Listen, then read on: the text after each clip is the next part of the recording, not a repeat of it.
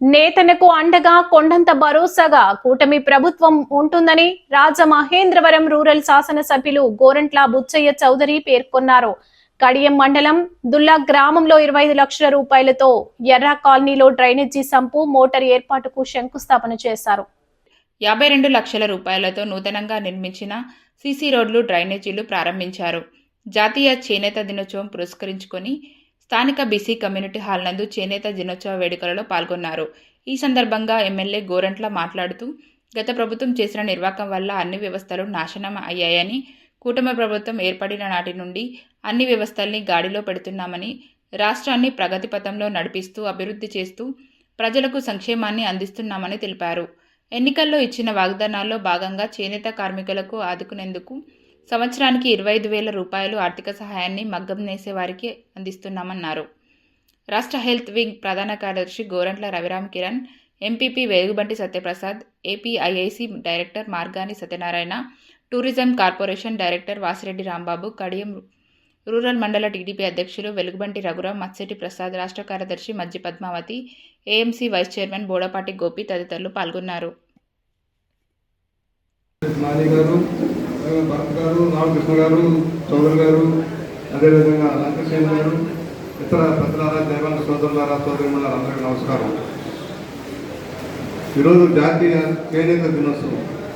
ఇప్పుడే చూసాం, చంద్రబాబు గారు ఒక ప్రధానమైన కార్యక్రమానికి వాళ్ళు నాంది పలికారు. ఏదైతే ఎన్నికల్లో ఇచ్చిన వాగ్దానాలు అమలు చేసుకుంటూ వెళ్ళే దాంట్లో అనేక సంక్షేమ కార్యక్రమాలు అమలవుతున్నాయి. ఆర్థికంగా అనేక ఇబ్బందులు ఉన్నాయి రాష్ట్రంలో.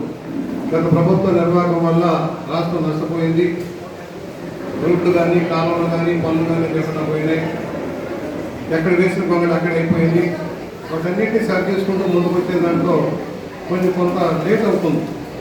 మనం చేనేతకు సంబంధించి మొదటి నుంచి కూడా మన మండలంలో చాలామంది నేత సోదరులు ఉన్నారు కనుక ఈనాడు కాదు, నాడు రామారావు గారి టైంలోనే ప్రసాద్ వాళ్ళ నాన్నగారు, వీరరాజు గారు వాళ్ళంతా కలిపి దుల్లా వీరలో నుంచి వచ్చి నా రాజమండ్రిలో నా ఆఫీస్ దగ్గర కూర్చొని వాళ్ళు నాకు చెప్పారు, అయ్యా బట్ట వెళ్ళటం లేదు, ఆకలి తప్పులతో ఉన్నాం, అయితే కొంత ఇల్లు పెట్టుకోమని.